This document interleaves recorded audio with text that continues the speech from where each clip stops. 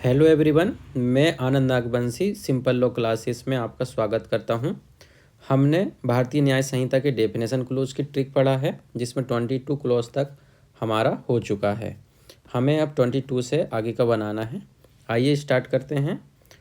ये जो 22 है, नंबर बोलते हैं उसको, वहीं दूसरी तरफ हिंदी में वचन कहते हैं। वचन को प्रॉमिस भी कहते हैं, उससे हमने ट्रिक को याद रखा था, है ना। तो अब हम आगे की ट्रिक बनाते हैं 23 से। 23 में क्या है? शपथ है। कैसे बनाए? 24 में है ऑफेंस। शपथ यानी कि ओथ और ऑफेंस यानी कि अपराध। तो हम ट्रिक बनाते हैं इसकी। सबसे पहला हमारा है वचन। वचन है 22 में, या वचन जब भी हम देते हैं न्यायालय के समक्ष, तो कैसे देते हैं? शपथ के माध्यम से देते हैं। तो शपथ होगा अगला डेफिनेशन होगी शपथ की। अच्छा, शपथ क्यों दिया जा रहा है? क्योंकि ऑफेंस हुआ है और ऑफेंस से रिलेटेड मैटर है, तो वहाँ पे हमको शपथ देना पड़ता है। तो ये हमारा कौन कौन सा बनता है? शपथ ओथ के साथ पे, ये ओथ हो गया 23 पे। ओथ क्यों दी जा रही है? क्योंकि ऑफेंस हुआ है, और ऑफेंस हुआ है तो ये यहाँ पे हमारा 23-24 तक हो गया है। अब आगे क्या करेंगे हम? इधर एक मिनट PDF ओपन कर लेते हैं। ये रहा 25 में क्या है? लोप यानी ओमेशन, और 26 में है व्यक्ति, 27 में है लोक। लोप और लोक दोनों अलग हैं, और लोक सेवक है 28 पे। इन सबको कैसे याद रखेंगे? अब हमने अभी तक क्या बनाया था? ओथ। 23 में ओथ दी जाती है, और ओथ क्यों दी गई है? क्योंकि ऑफेंस हुआ है, इसलिए शपथ दिया जाता है, ऑफेंस से रिलेटेड है।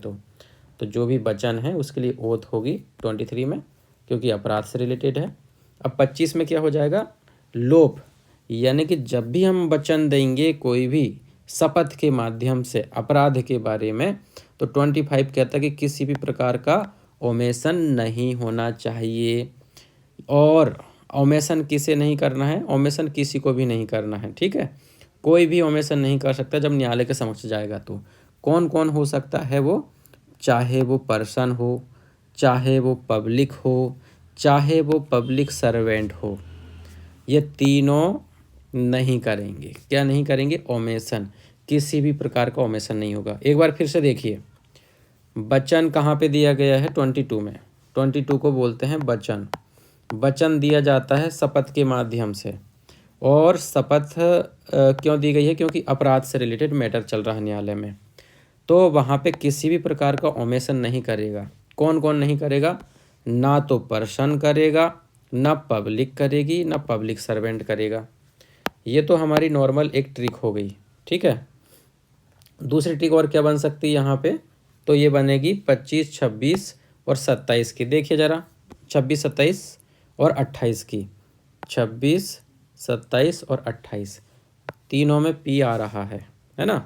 तो ये 26 से प्रारंभ होता है, 26 से पी में पर्सन, और दूसरा हो गया पी से पब्लिक, और तीसरा हो गया पी से पब्लिक सर्वेंट। इसे एक साथ याद रख सकते हैं हम।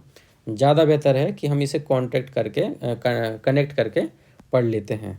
तो 23 में क्या था? बस इतना याद रखना है कि 23 में था शपथ, और शपथ से पूरी लाइन ये यहाँ तक 28 तक याद हो जाएगा, ठीक है। ये हमारा 28 तक कंप्लीट हो गया है, लोक सेवक तक। अब लोक सेवक के बाद में क्या आता है? ये रहा 29 आगे PDF में, ये रहा 29 में है विश्वास करने का कारण। इंग्लिश में इसको क्या बोलते हैं? रीज़न टू बिलीव बोलते हैं।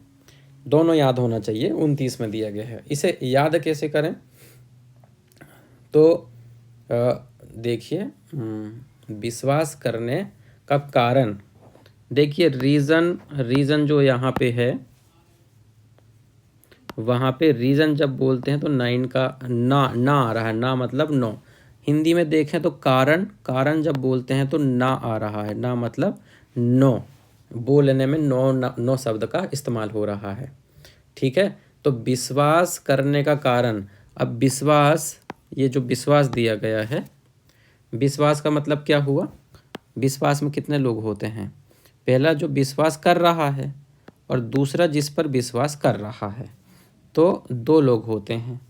तो हम यहाँ पे विश्वास करने का कारण में क्या याद रखेंगे, 2 लोग याद रखेंगे। 2 लोग होते हैं विश्वास, विश्वास कहाँ होता है, जहाँ 2 लोग होते हैं। और कारण से ना, ना मतलब कि 9, तो विश्वास करने का कारण कहाँ पे है, 2 9 पे है, ये हमें याद रखना है। रीज़न टू बिलीव इंग्लिश का भी बन जाएगा और हिंदी का भी बन जाएगा। तो ये हमारा 29 पे है, ठीक है। उसके बाद आते हैं स्पेशल लॉ, या स्पेशल लॉ को क्या बोलते हैं, विशेष विधि। एक और विधि पढ़ा था हमने, वो कहाँ पे थी, वो थी लोकल लॉ, वो थी 18 में। देखिए ज़रा 18 में, कि एक बार क्लियर कर लेते हैं। हमारा 18 कहाँ गया, ये रहा, 18 में है स्थानीय लॉ, ठीक है, यानी कि लोकल लॉ। अब इसकी ट्रिक कैसे बनेगी, दोनों की भी बना सकते हैं, उसकी तो हमने अलग से बनाया था। अब इसकी हम बनाना चाहेंगे तो इसकी भी बन जाएगी। आइए इसको बनाते हैं, विशेष लॉ और लोकल लॉ के बारे में।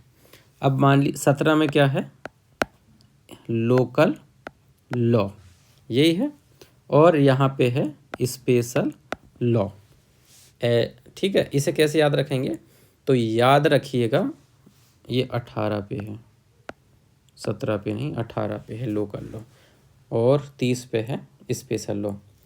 घर का बच्चा यदि 18 साल का हो ना, तो ज़्यादा उसकी वैल्यू नहीं होती, लोकल होता है वो, घर वालों के लिए ज़्यादा वैल्यू नहीं देते उसको। लेकिन जैसे ही ये बच्चा 30 का हो जाता है ना, 30 का हो जाता है, तो स्पेशल हो जाता है। स्पेशल हो जाता है इसका मतलब क्या हुआ, उसे वैल्यू मिलती है। 31 में क्या है, वैल्यू मिलती है। तो 29, 30 और 31 हम एक साथ याद रख लेंगे, और साथ में हमारा 18 भी। जब कोई व्यक्ति 18 वर्ष का होता है घर में, तो उसकी लोकल होता है, कोई वैल्यू नहीं होती। जैसे ही 30 का होता है तो उसकी वैल्यू हो जाती है, स्पेशल हो जाता है। और स्पेशल जब होता है तो उसकी वैल्यू होती है। तो हमें क्या क्या याद रखना है, 18, 18 के साथ में 30, और 30 के बाद में 31, इतना आपको याद हो गया होगा, ठीक है। ये हमारा ट्रिक बन गया है 31 तक का। अब यहाँ पे 32 में है बेसल, 33 में है वॉल्यूंटरी, और 31 में है वैल्यूएबल सिक्योरिटी, जिसे कि हमने अभी ट्रिक से याद कर लिया है। एक बात देखिए, सभी में भी से स्टार्ट हो रहे हैं तीनों धाराएं, 31, 32 और 33। 31 तो हमारा वैल्यूएबल से याद हो गया है, वैल्यू से। अगर वो याद हो गया और नहीं भी हो रहा तो इन तीनों को एक साथ हम याद रख सकते हैं, वैल्यूएबल सिक्योरिटी, वेसल और वॉल्यूंटरली, ठीक है, वॉल्यूंटरली। तो ये हमारा एक साथ में हो जाएगा। इसी प्रकार से अगर हिंदी में देखते हैं 32, 33 को, तो 32 में है जलयान, और यहाँ पे 33 में है स्वेच्छया। स्वेच्छा के लिए एक और ट्रिक बनती है, स्वेच्छया। जब भी स्वेच्छया बोलते हैं तो छा मतलब 6, स्वेच्छया, 6 का उच्चारण हो रहा है, ध्यान दीजिए। तो 6 से कुछ ना कुछ नाता है स्वेच्छया का। तो 6 से क्या नाता है, सबसे पहला 6 को याद करो, और 6 को 2 हिस्से में डिवाइड कर दो, 3 और 3 करके। तो इससे बन जाएगा कि स्वेच्छया कहाँ पे है, 3 पे है। ट्रिक जैसी भी हो, लेकिन आपको याद होगा इससे, एक बार में जब एग्ज़ाम में आएगा तो आपको आसानी से याद आ जाएगा कि स्वेच्छया से 6, 3 और 3 करो, 33 पे है।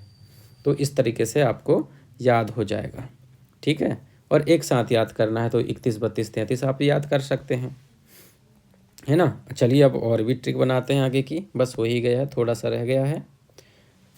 यहाँ पे हम देखते हैं तो 34 में है विल, 35 में है वुमन, और 36 में है रॉन्गफुल गेन, 37 में क्या है, रॉन्गफुली लॉस, और 38 में है gaining wrongfully and losing wrongfully, ठीक है। लॉस हुआ है या गेन हुआ है, तो ये दोनों यहाँ पे दिए गए हैं।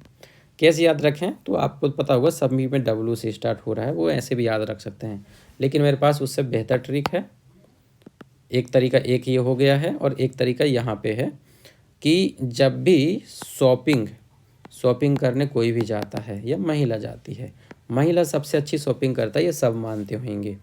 पुरुष जाते हैं चुपचाप से, परसेंट कम भी नहीं कराते, और सामान खरीद कर ले आते हैं। तो महिला कैसे खरीदती है, जब दुकान में जाती है और ज़्यादा प्राइस लगती है ना, या कोई भी बात होती है तुरंत झगड़ा हो जाता है, या किसी बात पे तुरंत जवाब देती है। पुरुष इतना नहीं कर पाते। यानी कि बिल बिला जाती है, बिल बिला, बिल है ना यहाँ पे, बिल बिला जाती है। कौन? महिला, शॉपिंग करते टाइम। और उस क्यों बिल बिलाती, कारण क्या है?